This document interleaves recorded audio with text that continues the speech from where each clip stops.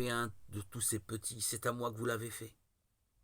Ici, l'amour n'apparaît pas comme la norme suprême proclamée par le Christ, norme à laquelle tous, y compris le Christ, seraient soumis. Mais la norme de l'amour, c'est lui-même. Elle commence avec lui, subsiste par lui. Sans lui, cette norme n'existe pas. Et tout ce que l'on peut dire à ce sujet en partant des prémices humaines et philosophiques ne s'applique pas plus à cet amour dont il est question ici, que la divinité du firmament ne peut se confondre avec ce que le Nouveau Testament appelle le Père, ou l'enchaînement des événements avec ce qui sera appelé sa providence. Maintenant s'ouvre toute la singularité, disons même l'énormité du message chrétien au sujet du jugement, l'échelle des valeurs à laquelle se réfère le jugement et l'attitude adoptée à l'égard du Christ.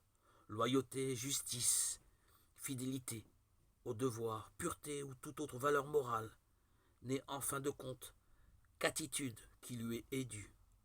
La doctrine du jugement est en définitive une révélation du Christ. Et nous reconnaissons la tâche que cela suppose de devenir chrétien. Le voir de façon si totale, en tout, porter si fort sa figure dans le cœur, qu'il nous fasse croître au-delà du monde, de l'histoire et de l'œuvre de l'homme, et qu'il ait la faculté de tout traverser du regard, de tout sous-peser pour lui assigner sa valeur éternelle, en un mot, le juger.